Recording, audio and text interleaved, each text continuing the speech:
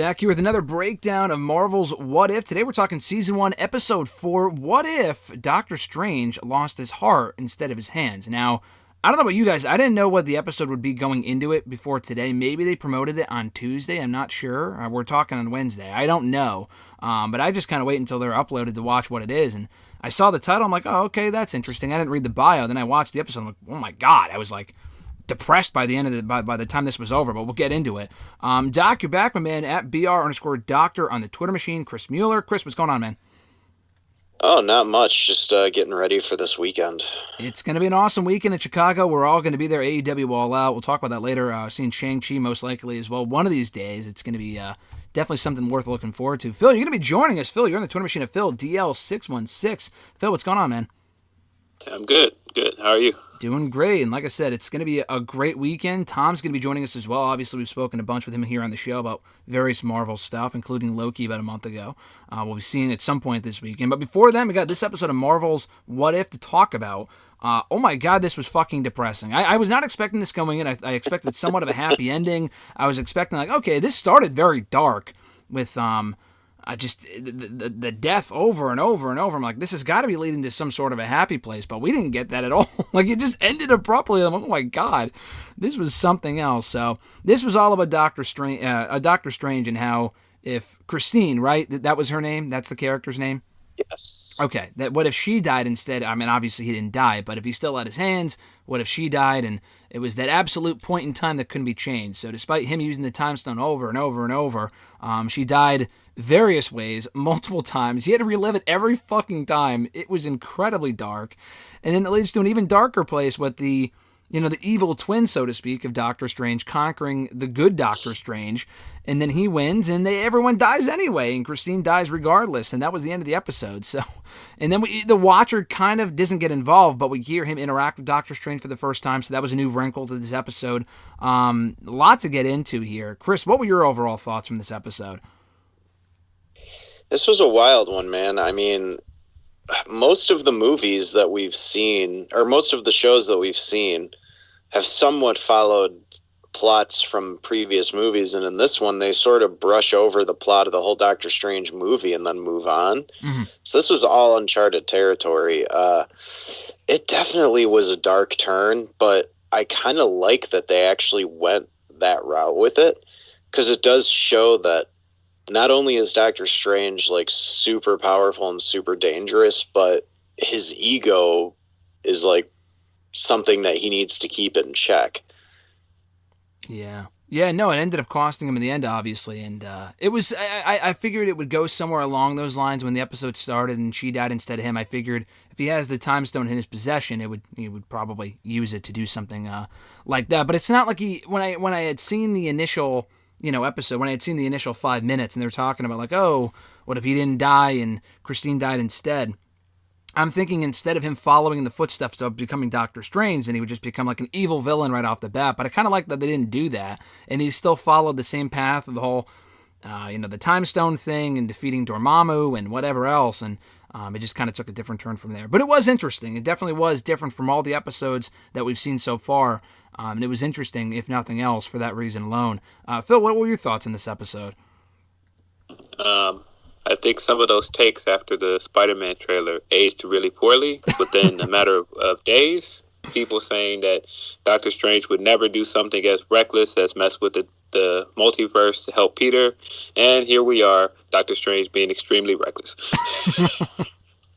Yeah, this is basically a reckless Doctor Strange episode in a nutshell. Were you expecting that ending that we ended up getting for this one?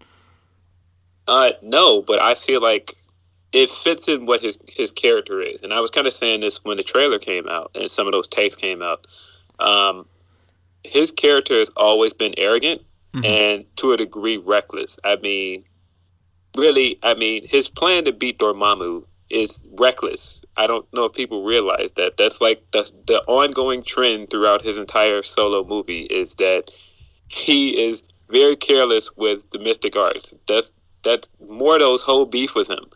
And even you can make the argument even in Infinity War,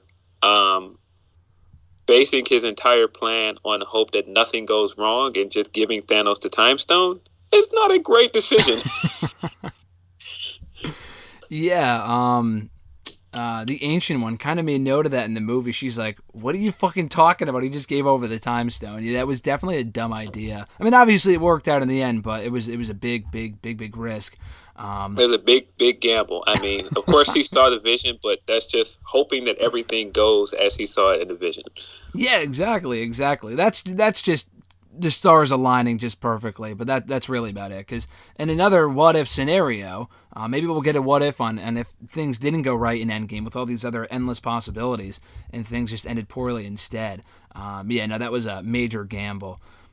It was an interesting episode because when they got in the car accident like 10 times, I'm expecting we would see, because Doctor Strange was pretty beat the fuck up in the movie after he got in that, I mean, that was a pretty severe car accident.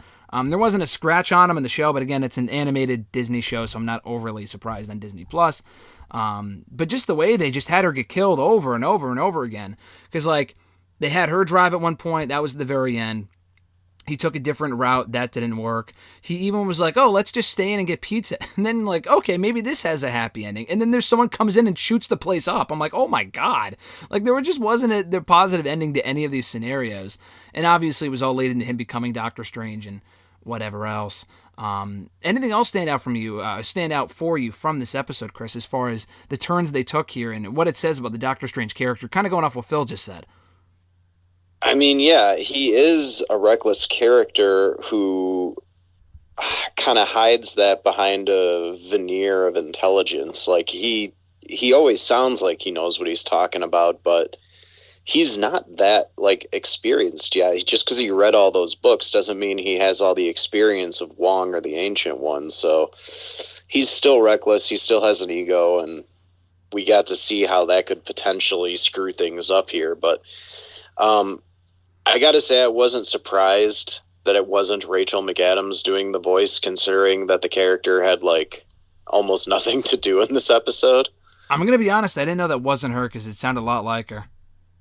I mean, it sounded more like the girl they had playing Liv Tyler's character to me. Like, it was just kind of a generic, high-pitched female voice that, and, you know, she was fawning all over Strange, and in the movie, she's, like, constantly giving him shit and telling him to, you know, put his ego aside and stuff. So it seemed like a weird characterization of her, and I get that they were doing it to show her in like the most loving way possible, so you have a reason to believe why he would make that decision, but it just felt like a totally different character to me than what we saw in the movie. Well, both her and Doctor Strange, as far as their relationship goes, like you said, I know why they did it, just because her dying has got to have some sort of an impact. It's not like she dies and he's like, oh, who cares, like moving on. Like, obviously it has to affect him emotionally somehow. But yeah, no, it's funny you bring that up because I noticed that too, like, not just her, but like their relationship just in general. They're a lot more loving, and obviously he cares about her, but like I don't feel like that comes across in that first Doctor Strange movie much at all. Like obviously they go back They're and like forth. exes at that point. Were they exes? I thought they were like loosely dating. Well, they had mentioned that they'd been together and they'd done a bunch of work together, but yeah, it seemed like they had both sort of moved on at that point. Yeah. They just kind of come across as more of friends than anything. Like when he eventually goes back to the hospital for her to help him out, it doesn't come across like she's madly in love with him, which is honestly a part of the movie that I actually appreciated, because I feel like in every other Marvel movie, it's always the guy falling in love with a girl or vice versa, whatever. We don't get that in Doctor Strange, and maybe it'll happen in the second one. Do you know if she's been tapped to cast in the or star in that second movie, Chris, or no? I'm not sure. I guess we'll find out. I mean, they have such a stacked cast for it already with everyone appearing, but time will tell. But yeah, I don't know. I thought that was interesting too. It didn't really hurt the episode for me or take away my enjoyment from it at all, but it was interesting. What were your thoughts, Phil, on that characterization, kind of going off what Chris said about the Christine character and the relationship of her and Doctor Strange in the episode? I felt like it was it fit the theme of the episode that by the end, Doctor Strange was very delusional about their relationship, and I feel like he romanticized how she saw him. Oh, okay. And that's how I took it, because even like their exchanges in the car and everything, before the accident, nothing led it to be like, oh, you know, this is just like as lovey as they made it seem like in a lot of his like memories and all that stuff. I just think he was clinging to something not that wasn't there, but he was clinging to a what if. It's a what if inside of a what if. Interesting. Yeah, I didn't really think about it like that. That's a great way to look at it. Yeah, no, that would be a good way to interpret it, because it kind of seemed that way by the end of the episode. There's a lot of open-ended questions coming from this episode too. So like, if everything goes according to plan, his hands aren't hurt, but he still defeats Dormammu. Whatever. Christine dies. Doesn't change anything as far as the movie goes for the most part. But like, Mordo we don't see in this episode at all. Does he still kind of go off to a dark turn? Because obviously he isn't referenced. He has nothing to do with this episode. I'm not surprised. What do you think, Phil? Or go ahead, Chris. I was going to say just probably, because the movie events seem to happen the same way with him defeating Dormammu and probably using the Time Stone, which is all sort of a catalyst for Mordo leaving. So yeah, that seems like a fair assessment. So, like, he kind of goes off, does his own dark turn. It doesn't even matter because he dies with everyone else anyways. I guess it's just kind of irrelevant, right? Maybe. I guess because nothing matters in this, you know? It's interesting. The interesting I thought was that when Christine kept getting killed, eventually he has that talk and they're like, it's an absolute timeline. But I was like, it's not an absolute timeline, though, because we've seen in the original movie that she doesn't have to die. So what makes it different in that universe that it's an absolute? Yeah, exactly. So, like, I know after it branches off to a certain point, I guess it becomes an absolute that she has to die. But, like, the only thing that changes is that she goes with him. So, like, I don't know. It is weird. What do you think, Chris? I don't know. Their rules about time travel and what they can and can't do seem to change depending on who's doing it. So, and time travel is one of those things that's never going to be perfect in movies and TV shows. So I try not to think too deep on it. But one thing I do want to mention before I forget about it was that, like, when he was kind of absorbing all the other entities to gain their power, was the Squid entity that kind of beat him up in the beginning the same one that we saw in the Captain Carter episode? That's what I was wondering. That was my next question for you guys. I saw that was the first one he showed too. So like he absorbs all the beings. The first one that he encountered before he got fucking squashed by him, and then he ended up absorbing it later on anyway. Its mannerisms and the way that it was animated, it looks like it was the exact same thing from that Captain Carter episode. So that's what I interpreted as well. Yeah, I assume the same thing. They just look so similar. I mean, how many tentacle monsters that come out of portals are there? I don't know. Yeah. So is he like the go-to portal creature? I guess is this fucking squid thing that we still don't know what the hell it is or what it's about. Yeah, I really think it's Shumagorath. Like every time I see it, that's what I think. I mean, yeah, we got to get some clarification. Maybe at some point we will. Were any of the other beings supposed to be Easter eggs for anything else? I couldn't catch it, but you guys would know more about that than I would. One of them looked like...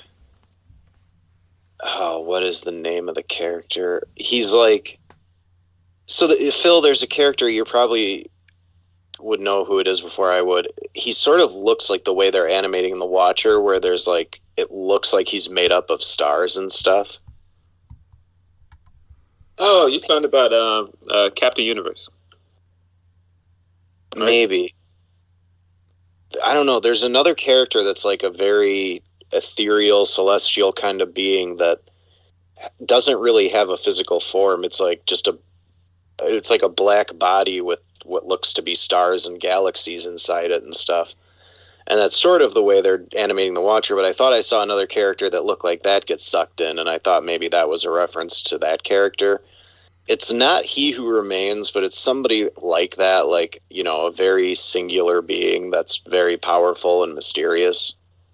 I know that there's, like I said, Captain Universe, and he'll kind of, like, grant his powers to somebody else in the Marvel Universe, so you have, like, all of these different variations of them that are other characters. Like there's the Spider-Man one, there are tons of them, so that's why I thought you were talking about Captain Universe.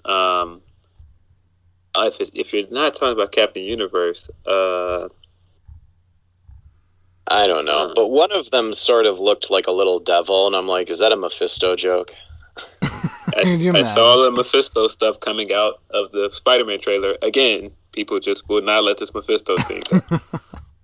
I mean, there's more reason to attach it to Spider-Man because they're clearly referencing One More Day here. And Mephisto's like the main villain of that. So there is reason, but I'm like, guys, because people are saying, well, that can't be Doctor Strange. Maybe it's Mephisto. I'm like, no, this is just arrogant Doctor Strange. Yeah, probably. Yeah. Plus, it's also one of those things where it seems like he just wants to try what appears to be a difficult spell to see if he can do it. And that's his ego stepping in. So when Peter asks him to do this thing, he's just like, ooh, that could be fun. Like, Yeah. he really seems like he takes his job only seriously sometimes. It's very strange. But I mean, he mentions it in this episode. The good Doctor Strange from the other timeline, when he was having that argument with him, he was saying, no, this is our obsession with trying to fix everything. Right, which is something you hear about a lot of people who become doctors, is that they have that sort of mentality. Another question I had for you guys too in regards to this episode. What were your thoughts on the involvement of the Watcher? Because we seem to get a bit more involved than usual in this one. Yeah, I think it's interesting how they've come along with this. Like last episode, we saw him more and more in the episode, and this episode, he seems like he's closer and closer to Doctor Strange. Like it seemed like he's watching from far. In this episode, he's like at some points like right on top of him, and it looks like he's going to interfere, and he decides not to, and kind of chews him out. I was like, yeah, this is your fucking fault. Doctor Strange like acknowledged his presence. He heard him, yeah. Yeah, and he was like, what? Hello? And then he just went back to sucking more entities into his body. So, yeah, that was kind of interesting. And I'm starting to think that the show will wrap up with, like, somehow the Watcher does get involved, maybe. Because that's what always happens in the comics. Oh, really? Like, he talks about not getting involved, but he gets involved a lot. Yeah. So, is the fact that Doctor Strange heard him, is that because he's the Sorcerer Supreme, or is that because anyone can hear him if he talks loud enough? I think it's probably a Sorcerer Supreme thing. Okay. I think it's a Sorcerer Supreme thing, but I think it's also that he had gotten so powerful at that point because of all of those entities that he sucked in. That's what I assumed. Yeah. So, one thing I was a little curious about, were they implying that Doctor Strange was sort of just, now he's alone in that universe, or is he dead too? Is that the universe? Was that, I thought it was like a dark dimension thing, because it was like closing in on him, which was weird. But you guys can elaborate. It seemed like he created something for him to survive in, and he was trying to encase himself and Christine in it, and it didn't work because Christine still died. So it looks like he's just trapped in there, and the entire universe is destroyed. Yeah, because I'm wondering if they somehow bring all of these versions of these characters together, if like somebody will go snatch him out of that universe or something. Maybe. Like, do you guys think we might be able to see this side of Doctor Strange again? I mean, ultimately, he kind of made the babyface turn it in, realizing that what he did was wrong, but only after it killed fucking Christina or was about to. And then he kind of like was like, oh yeah, I fucked up. Like, well, yeah, no shit. But do you think we see this evil Doctor Strange again, or is this a one and done? I mean, I don't know, because I still have this theory that at some point we're going to get like all of these stories meshed together somehow, but I could be totally off base there.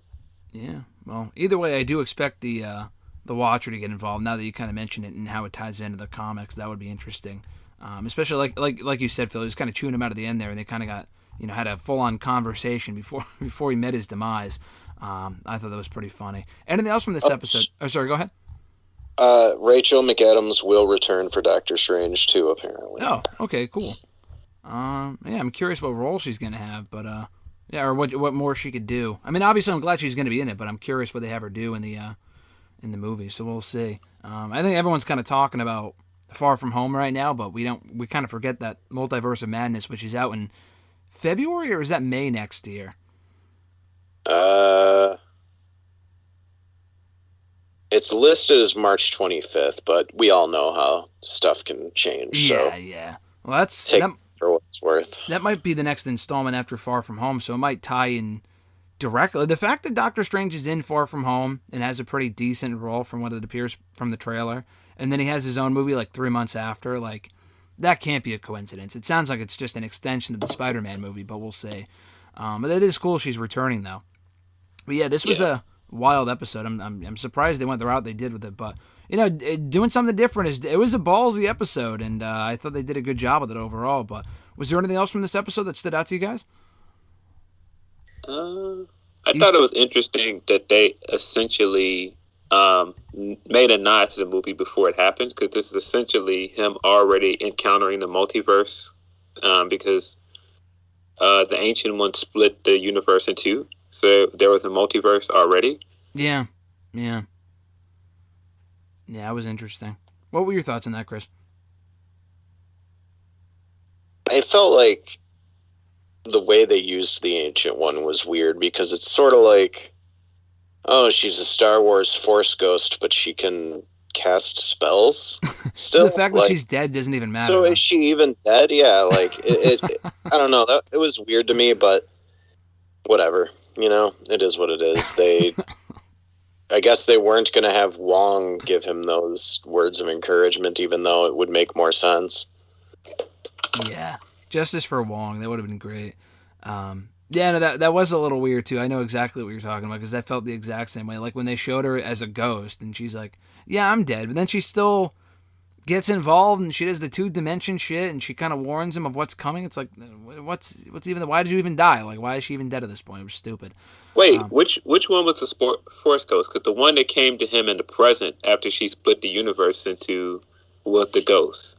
The physical one, when the car crashed, wasn't a ghost. She was still alive at that point. Yeah. Yeah, later on was a ghost. But the one that showed her, it was the two timelines, right? Wasn't that a ghost, like you said? Well, I thought the one that came to him after the car crash would have been the one that had trained him and died, because he went back in time. So I assumed it would have been her, like, following him.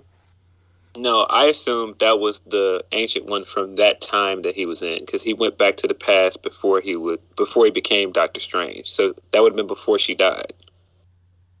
Yeah, but she still cast a spell, like, in her ghost form, didn't she? Did she? I don't know. I think she just came back to warn Doctor Strange. Was the one in the other timeline. Yeah, she casted the spell in the present form, I think, before she ended up dying. I think what you're saying, Phil, I agree. I think is like, so when she did that beam of whatever the fuck it was, the magic, whatever, like that was when she split the timelines, right? And she wasn't dead at that point. Right. Yeah. That's what I assumed. Okay, and that would make sense. Wow, I'm shocked. It actually says that was Rachel McAdams doing that voice. Oh, it was that? Okay, that's what I thought. It sounded like her, but... Yeah, and it was apparently Tilda Swinton doing the voice for her character, too, which... I listened to it, and I was like, there's a lot of British women that can sound like that. So I just wasn't sure. But, yeah, apparently that was her.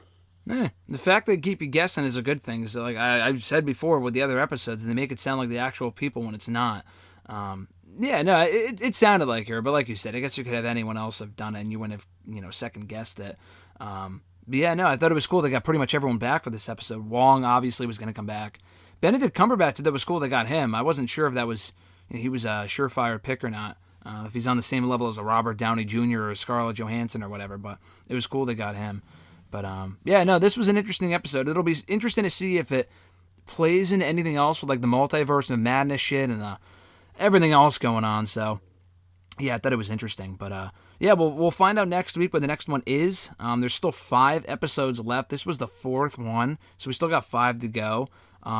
We talked last week, but like the Party Thor 1 is one of them. I know that's coming up at some point. I honestly thought this would be the Doctor Strange zombie episode.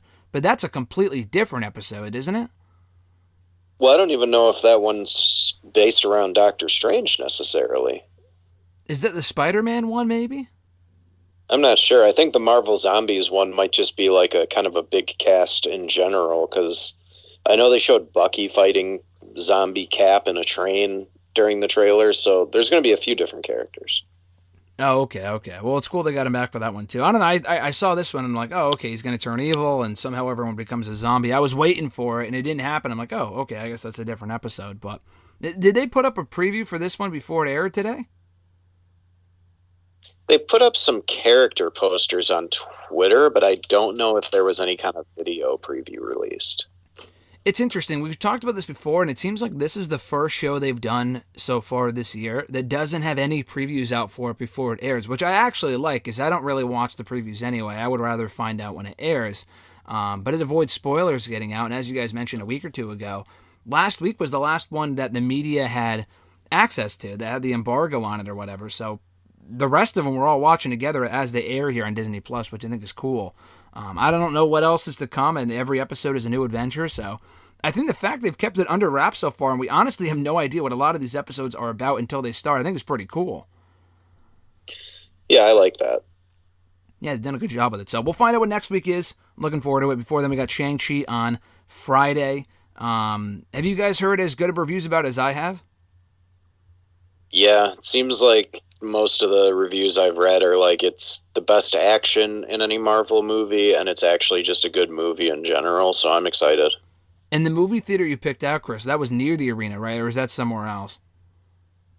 Well, I think it's in the next town over. It's like AMC South Barrington or something. Oh, okay. Apparently there's not one like right in that town that the Now Arena's in, but there's like 3 or 4 within decent distance. Yeah, within the surrounding towns and whatnot. But yeah, it's going to be awesome. It's going to be an awesome weekend. I'm looking forward to it. Looking forward to that. And we got All Out on Sunday as well. It's going to be a great time. But until then, hopefully we get to talk about Shang-Chi after we very likely see it this weekend. But until then, Chris, you're on the Twitter machine at BR_Doctor. Phil, you're on Twitter at PhilDL616. Guys, it's been great. I'll see you this weekend. This has been awesome. Thanks.